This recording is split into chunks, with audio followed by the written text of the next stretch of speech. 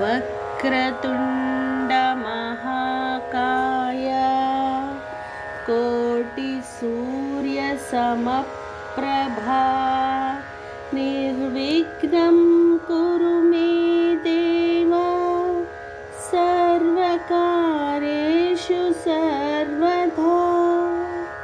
वक्रतुण्डमहाकाय कोटिसूर्यसमप्रभा निर्विघ्नं कुरु मे देव सर्वकार्येषु सर्वदा। वक्रतुण्डमहाकाय कोटिसूर्यसमप्रभा निर्विघ्नं कुरु मे देव सर्वकार्येषु सर्वदा। वक्रतुण्डमहाकाय कोटिसूर्यसमप्रभा निर्विघ्नं कुरु मे देव सर्वकार्येषु सर्वदा। वक्रतुण्डमहाकाय कोटिसूर्यसमप्रभा निर्विघ्नं कुरु मे देव सर्वकार्येषु सर्वदा। वक्रतुण्डमहाकाय कोटिसूर्यसमप्रभा निर्विघ्नं कुरु मे देव सर्वकार्येषु सर्वदा। वक्रतुण्डमहाकाय कोटिसूर्यसमप्रभा निर्विघ्नं कुरु मे देव सर्वकार्येषु सर्वदा। वक्रतुण्डमहाकाय कोटिसूर्यसमप्रभा निर्विघ्नं कुरु मे देव सर्वकार्येषु सर्वदा। वक्रतुण्डमहाकाय कोटिसूर्यसमप्रभा निर्विघ्नं कुरु मे देव सर्वकार्येषु सर्वदा।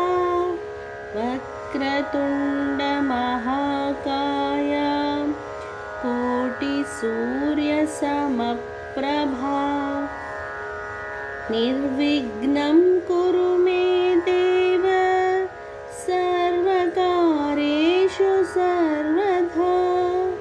वक्रतुण्डमहाकाय कोटिसूर्यसमप्रभा निर्विघ्नं कुरु मे देव सर्वकार्येषु सर्वदा। वक्रतुण्डमहाकाय कोटिसूर्यसमप्रभा निर्विघ्नं कुरु मे देव सर्वकार्येषु सर्वदा। गणानं त्वं गणपतिं गं हवामहे कविनामुपमश्रवस्तं ज्येष्ठराजब्रह्मणं ब्रह्मणस्पते आनशृण्वन्नोतिभिद सादसादनं गणानं त्वं गणपतिं गं गवाहमे कविं कवीनमुपमश्रवस्तमं ज्येष्ठराजं ब्रह्मणं ब्रह्मणस्पता आनशृण्वन्नोतिभिः सीदसादनं गणानं त्वं गणपतिं गं गवामहे